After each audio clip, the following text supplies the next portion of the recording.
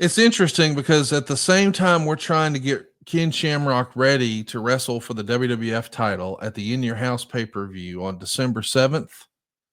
Well, they're trying to make an offer to have him return to the UFC later that same month. 2 weeks later, they want to do a UFC pay-per-view over in Japan.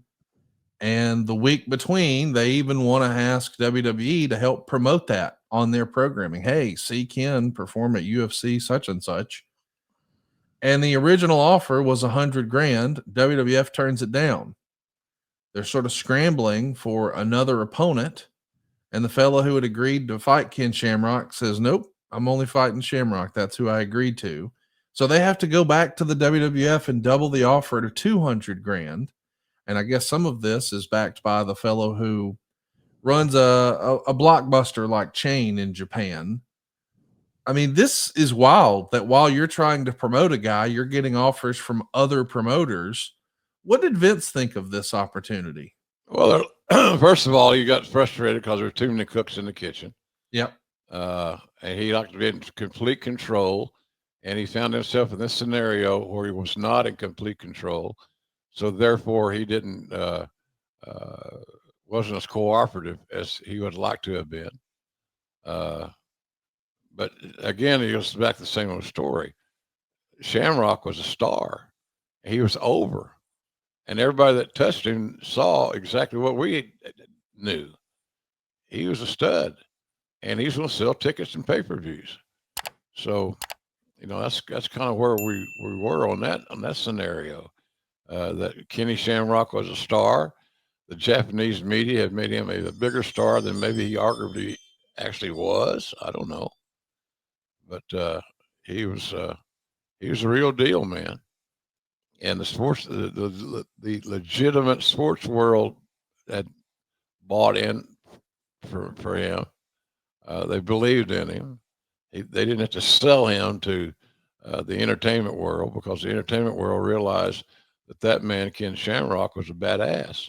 He looked like a badass. He had great facial expressions. Just another shot of him. Good job, Dave Silva. So I had great respect for him. Like I said earlier, and it makes all the sense in the world when you stop and think about it. Shamrock is in mid-30s now, and he had an opportunity to make payroll, to make paydays, more specifically, than he ever dreamed he would make.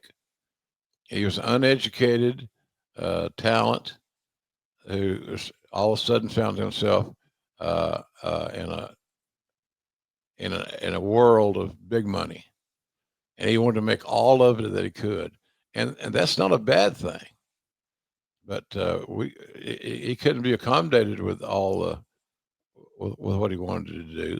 He just couldn't do it. So then that's what it eventually ended his demise. He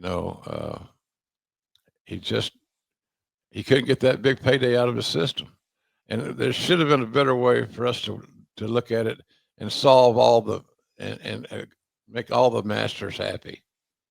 But that wasn't the case. It is interesting to take a look back and see how it all came together. Allegedly, the number that gets WWE to actually pitch Shamrock and WWE agree is $300,000 for a single night. Now, as a reminder, Ken's been a full-time wrestler. He's not been fighting full-time. And because of the schedule that he's got with WWE, he's going to have 1 week of serious fight preparation. But otherwise, he's been traveling with WWE, which is not conducive for most fight training. And he was having trouble maintaining that schedule. Yes. He was having trouble maintaining that schedule. I remember one time booking him in, what's the town that Eddie Guerrero was from, in Texas. Things like that. He no-showed, and then he tried to make it a late flight, and Dave Silva tells us it's El Paso, which is true. So, but anyhow, he was starting to oversleep, party, and there was never a party too big for Kenny Shamrock, and he had, and Kenny loved the women. Roll Tide, good for him. Yeah. So Takata is fresh off a loss. He's 35. He's probably not too worried about Ken Shamrock because, well, Ken's been a wrestler and he hasn't been really training. He does a 30-second squash match in Providence, Rhode Island, right before the pay-per-view. He does follow up with an incredible performance against Ken Shamrock. It's in your house, D-Generation X. They go 18 minutes and 29 seconds. I thought this match was really well done, especially for you seeing how green he was in the story of his wrestling career. They're going to draw blood here, and we get 3 stars. This is a fun match, even if it is a DQ. But then, as crazy as this is, from there, wrestling a main event on a WWE pay-per-view, he flies to Dallas to begin intense training for a week or so, and then flies to Japan to go make this fight happen.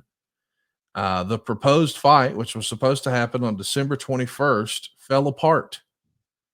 And it's written in the Observer. Shamrock and the World Wrestling Federation agreed to terms with Shamrock and signed on December 4th. So 3 days prior to the WWF pay-per-view.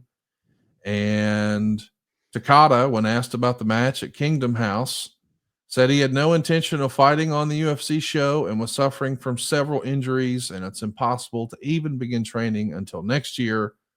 But we already had Shamrock signed. I mean, now his opponent is backing out, so Shamrock might have veto power if a substitute is suggested. This is just a freaking mess here. I mean, at this point, is Vince just frustrated with the lack of organization that he's seen in Japan? Lack of control. Okay. For one, for sure, without question. Lack of control. And as I have used this term throughout this broadcast today, too many fucking cooks in the kitchen. That's one of the reasons that Vince liked to have control. He could control all these ancillary stoppages in work. He didn't have to do it. He didn't have to do it in the WWF at all. So when you add all these other elements to it, it really confuses the situation. So and I can understand Vince's apprehensions to doing that. And I suffered the same thing when you're on the phone all day with this deal and that deal, and it's just at some point you got to cut your losses and say, what the hell? And Kenny was just looking for that giant payday. And again, I can't blame him for having those goals, but it sure was hard to get business done. It's just such an interesting story that a guy works a big pay-per-view main event, thinks he's got a big payday coming, goes and starts intense training in Dallas, and a few days later is told, hey, never mind, but we got these wrestling shots we need you to make. So he does. He gets back on the road with the WWF. It's fascinating to see how this all fell apart, and what an interesting and crazy way to end his first year in pro wrestling.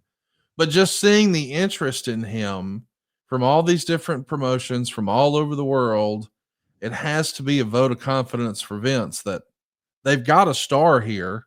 We've just got to figure out the right way to present him, right? Simple as that. Simple as that, Conrad.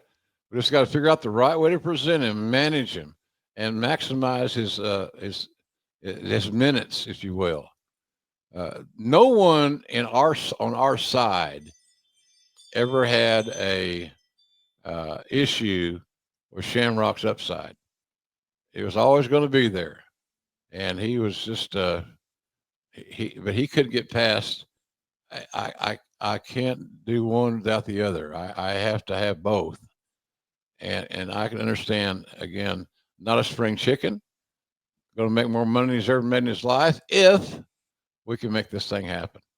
Unfortunately, his love of MMA and his reputation the fact that he was the most over guy in Japan, as far as all the foreigners are concerned. It just never could quite work out, and it's too bad. Cooler heads could have prevailed, I think.